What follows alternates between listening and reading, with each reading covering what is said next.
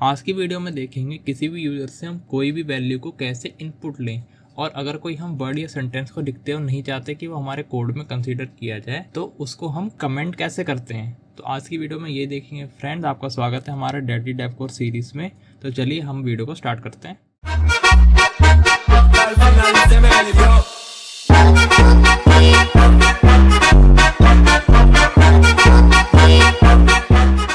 तो फिर चलिए अब हम देखते हैं कि हम अपने कोड के अंदर कमेंट्स कैसे करते हैं। लेकिन उससे पहले कुछ 3 काम है जो आपको करने हैं, जो आपको मैं वीडियो पे दिखा रहा हूँ।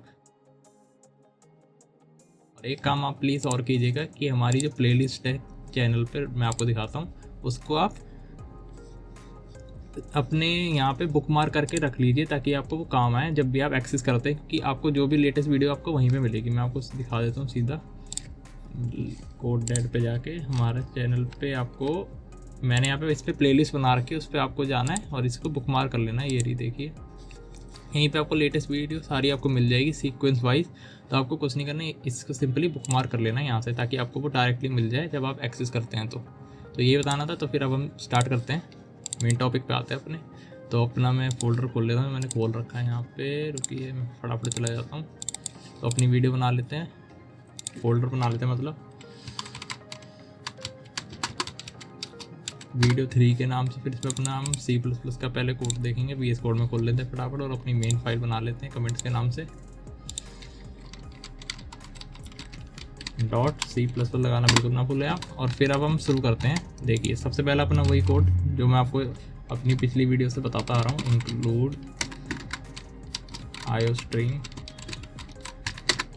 यूजिंग नेम स्पेस और इंट मेन फंक्शन हमारा, और फिर रिटर्न 0। अब देखिए, जो कमेंट्स होते हैं वो हम इस्तेमाल क्यों करते हैं, आखिर ऐसी ज़रूरत क्या है कमेंट्स की।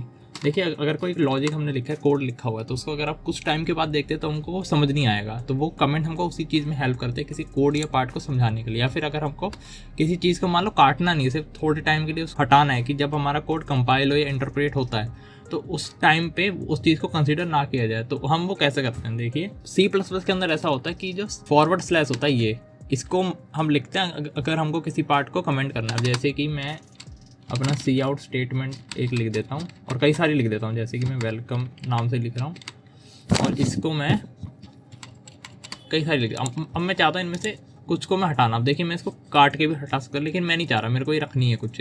मगर अभी के लिए मैं सिर्फ 2 रखना चाहता हूँ। तो मैं क्या करूँगा, देखिए जहाँ भी हमारा ये जो कर्सर है ये है, देखिए यहाँ पे, देखिए अभी यहाँ पे है। तो इसको हमको क्या करना है, कंट्रोल फॉरवर्ड स्लैश, आप जैसे क्लिक करेंगे तो ऐसे स्लैश आ जाएगा। और चाहे तो आप ऐसे क्लिक करके भी, मतलब टाइप करके भी कर सकते हैं। देखिए, तो ये इससे हमारा कमेंट हो गया। अब मैं इसको जैसे कोड को रन करूँगा तो ये वाला पार्ट कंसीडर नहीं किया जाएगा, सिर्फ ये वाले कंसीडर किए जाएंगे। देखिए, अब वेलकम कितनी बार लिखा है मैंने, 5 बार, लेकिन आए कितनी बार है, सिर्फ 1 2 3 बार आया। देखिए, रुकिए, लास्ट में मैं एंडल भी लगा लेता हूँ थोड़ा अच्छे से दिखे, इसमें भी लगा देता हूँ।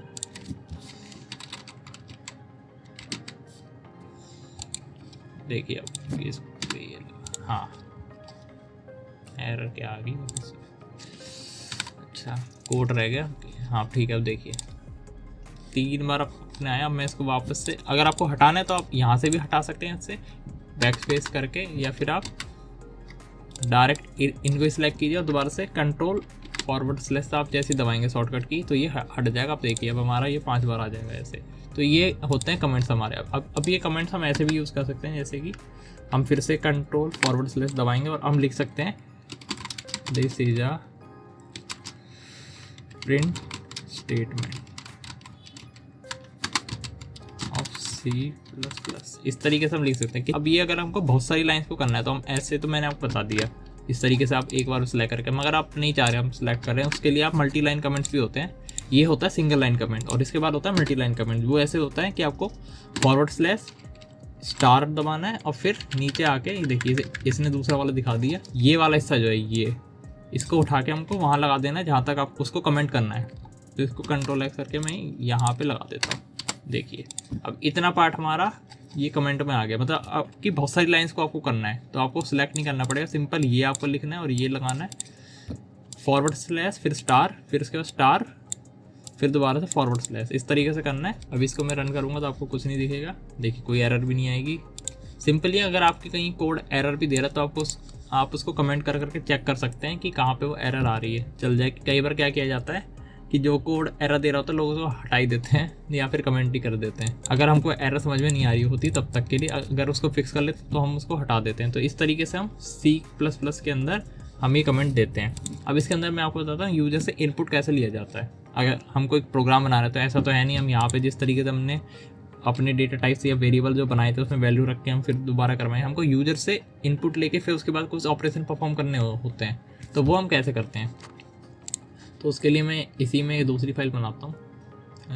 यहाँ पे यूज़र इनपुट के नाम से बनाता हूँ और अपना यही कोड को मैं उठा लेता हूँ, दोबारा लिखना नहीं पड़ेगा और इसको मैं हटा देता हूँ अपना हिस्सा। अब देखिए यूज़र से इनपुट कैसे दिया जाता है, कोड पूरा सेम रहेगा। सिंपली आपको क्या लिखना है, हम जैसे प्रिंट करने के लिए सी आउट लिखते हैं तो आपको लिखना है सी इन और अपना एक्सट्रैक्शन ऑपरेटर ये वाला लगाना है, स्पेस दे दी ऐसे लगाना है और फिर इसको एक वेरिएबल बताना है। अब वो वेरिएबल हमको डिक्लेयर पहले करना पड़ेगा, उसके बाद हम यूज़ कर सकते हैं। अब जैसे मैं यूज़र से एक इंटीजर लेना चाहता हूँ तो मैं लिखूंगा नाम से एक मैंने इंटीजर बना दिया और इसको मैं बता दूंगा इसके अंदर वैल्यू को डालना है, जो भी वैल्यू यूज़र डालता है लास्ट में हम सेमीकोलन लगा दें। अब देखिए इसके साथ आप जैसे कि मैं इसको एक बार प्रिंट भी करवा देता हूँ, क्योंकि पहले आपको प्रिंट करवा के यूज़र से इनपुट लेके प्रिंट करा के दिखा देता हूँ।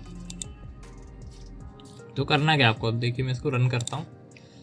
अब यहाँ पे कुछ लिखा हुआ नहीं दिखाएगा क्योंकि मैंने यहाँ पे कुछ प्रिंट स्टेटमेंट नहीं दे रखी तो वो लिखा हुआ नहीं दिखा रहा है, लेकिन वो यूज़र से इनपुट लेने के लिए रेडी है। अब इसमें मैं कुछ भी वैल्यू डालूंगा, जैसे मैं 56 डाल देता हूँ, मेरे को वही मिल गई। देखिए जो मैंने इनपुट किया वही मेरे को मिल गया यहाँ पे। तो इस तरीके से आप यूज़र से इनपुट ले सकते हैं। आपने जो भी डेटा टाइप चूज़ करा है वही डेटा टाइप इसमें आ जाएगा।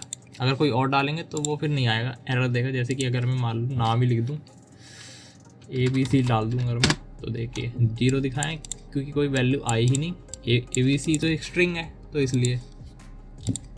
तो इसके पहले आप दिखा भी सकते हैं ताकि और अच्छे से कुछ एक इंटरफेस आए। जैसे कि मैं यहाँ पर लिख देता हूँ एंटर अ नंबर। देखिए अब ये चीज़ हमको शो होगी। अब देखिए अब थोड़ा अच्छा भी लगे, अब हमको समझ भी आ रहा है कि हमको नंबर डालना है। तो यहाँ पे अब हम नंबर अपना डाल देंगे, देखिए वही नंबर हमको मिल गया। तो इस तरीके से आप यूज़र से इनपुट ले सकते हैं। आपको सी इन का यूज़ करना है और अपना एक्सट्रैक्शन ऑपरेटर लगाना है और फिर वेरिएबल उसको बता देना है।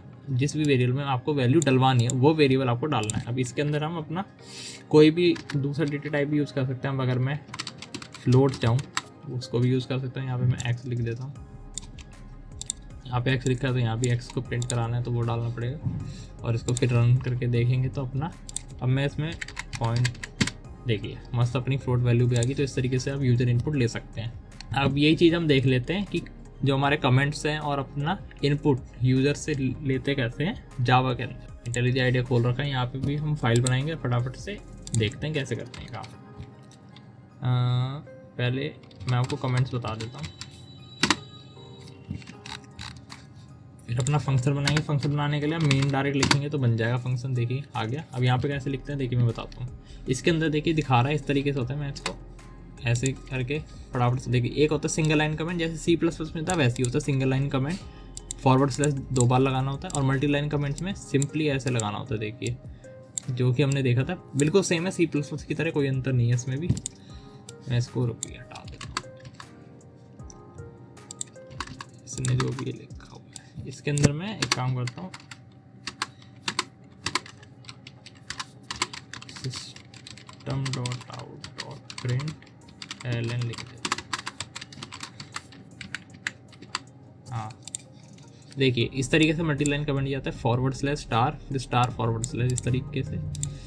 और ये हो गया अपना इनलाइन कमेंट। ये तो बता रहा है, मतलब वही बात है कि अगर आपको किसी मान लो अपने इसके आगे समझाने के लिए लिखते हैं तो इस तरीके से हम लिख देते हैं, वही चीज़ दिखा रहा है। इनलाइन कमेंट इसको ये कह रहा है और ये सिंगल लाइन कमेंट। और ये भी आप जैसे ही आप इस पर रखेंगे अपना कर्सर और यहाँ पे इस पर क्लिक करके कंट्रोल स्लैश फॉरवर्ड स्लैश वाले शॉर्टकट की आप दबाएंगे तो ये भी हो जाएगा और वापस इसको इस पर करेंगे तो वो हट जाएगा। लगाने के लिए और हटाने के लिए आप यही यूज़ कर देता हूँ। जैसे जैसे आप क्लिक करते जाएंगे वो आगे आगे बढ़ता जाता है। तो आपको ये समझ में आ गया होगा, सिंपल है, कोई बड़ी बात नहीं है। तो फिर आप अगले पे चलते हैं, यूज़र से इनपुट कैसे लेते हैं इसके अंदर।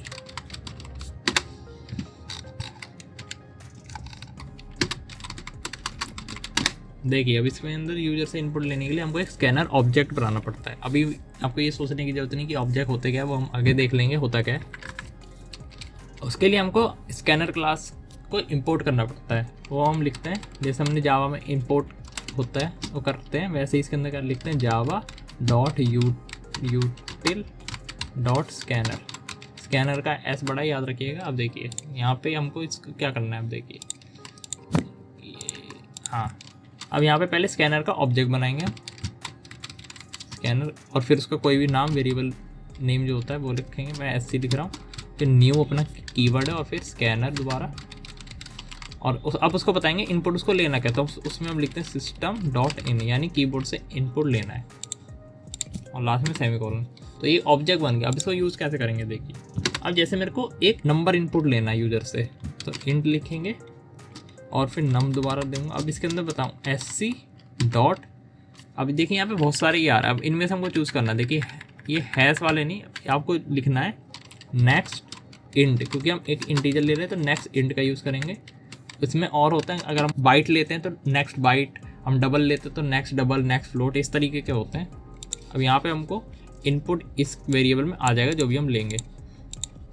अब इसके ऊपर हम अब यहाँ पे हम जब इसको प्रिंट करेंगे तो ये कुछ लिखा हुआ नहीं दिखाएगा, जैसे हमको पहले नहीं दिखा रहा था C++ जब देखा। तो उसके लिए हमको प्रिंट कराना पड़ेगा ताकि पता चले। और इस एलन को हटा देंगे क्योंकि इससे क्या होगा, नेक्स्ट लाइन में इनपुट आएगा, मतलब नेक्स्ट लाइन में इनपुट लेने के लिए दिखाएगा, मगर हमको सेम लाइन में लेना है। यहाँ पे हम लिख रहे हैं उसके आगे होना चाहिए, तो मैं इसलिए एलन को हटा दिया, क्योंकि एलन जो होता है वो न्यू लाइन के लिए होता है। एंटर अ नंबर, इस तरीके से मैं दिखाना चाहता हूँ। फिर उसके बाद इसको मैं प्रिंट करना चाहता हूँ, तो enter your enter number is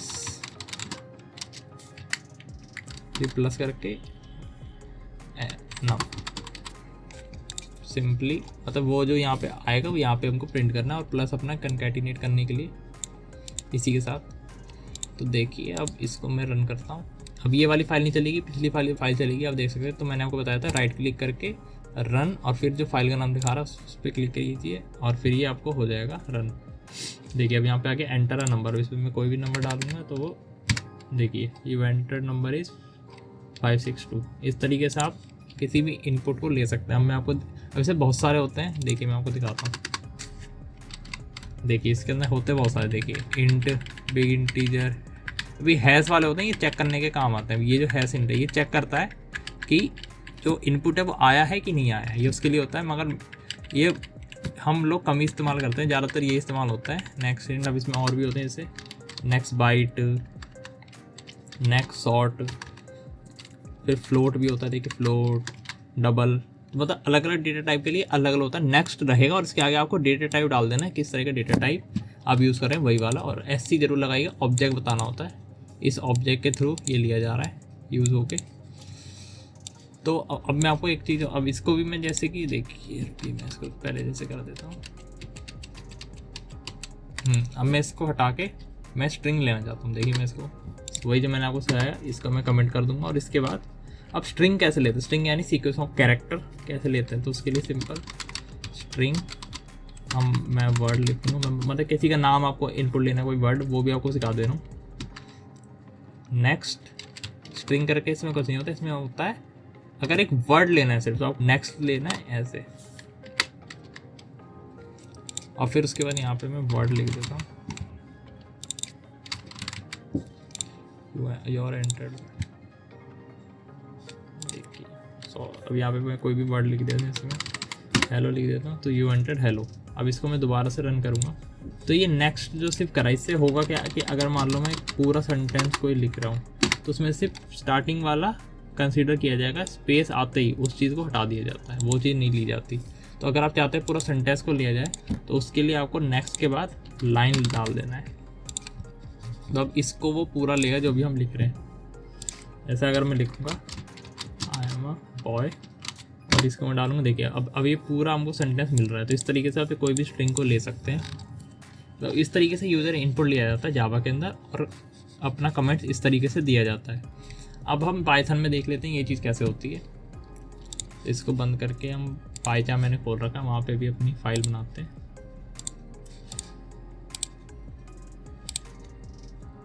Python file और अपना कमेंट्स देखते हैं कैसे करते हैं कमेंट्स। इसके अंदर अपना हैश इस्तेमाल होता है। इसके अंदर देखिए अगर मैं लिखता हूँ जैसे हमने प्रिंट देखा था, कई सारे प्रिंट लिख देता हूँ। अब इसके अंदर हमको वही सिलेक्ट करके हमको करना है और कंट्रोल / हम जैसे ही दबाएंगे तो ये इस तरीके से हट गया। देखिए इसमें स्लैश इस्तेमाल होता है, हैश इस्तेमाल होता है, / ये इस्तेमाल नहीं होता है। हैशटैग वाला हैश हम इस्तेमाल करते हैं उसको कमेंट करने के लिए। तो अब मैं इसको अगर रन भी करता हूँ फाइल को तो देखिए एक ही हेलो वर्ल्ड आया क्योंकि बाकी के 3 मैंने कमेंट कर दिए थे।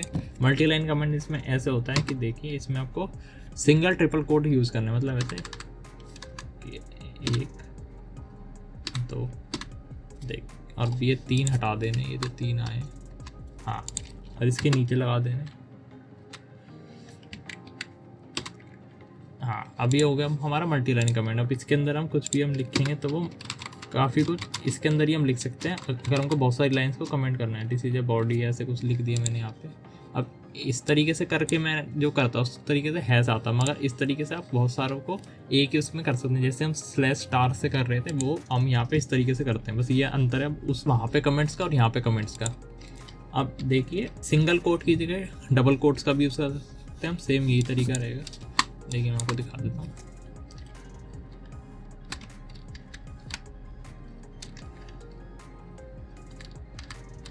और ये बाकी के ये अब ये 3 दिखा रहा है, ये मतलब इस तरीके से करके आप इसके अंदर लगा सकते हैं ये, इसलिए इसको मैं हटा के यहाँ पे डाल देता हूँ। देखिए अपने मस्त ये आप ये यूज़ करिए या फिर सिंगल यूज़ करिए, दोनों काम करेंगे। अगर आपको मल्टी लाइन कमेंट्स का यूज़ करना है, सिंगल लाइन के लिए अपने सेम ये तो होता ही है। और इसके आगे भी आप यूज़ कर सकते हैं, जैसे कि देखिए यहाँ पे ऐसे लिख के मैं लिख सकता हूँ this is a print statement,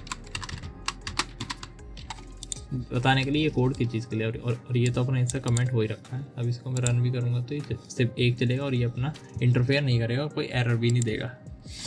अब अपना यूज़र इनपुट देखते हैं हम किस तरीके से ले सकते हैं जावा के अंदर, सॉरी पाइथन के अंदर।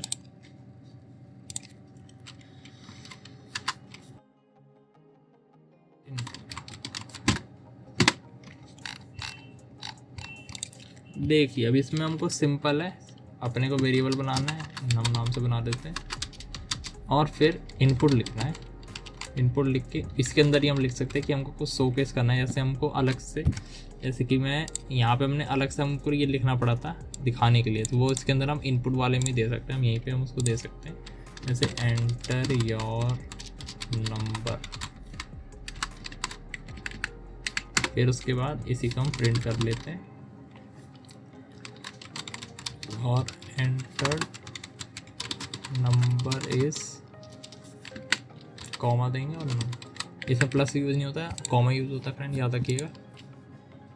और फिर इसको राइट क्लिक करके रन करना है हमको। देखिए एंटर योर नंबर आ रहा है, इसमें कोई भी नंबर डाल दूँगा मैं। देखिए हमारा नंबर जो हमने एंटर किया था वो हमको शोकेस हो गया।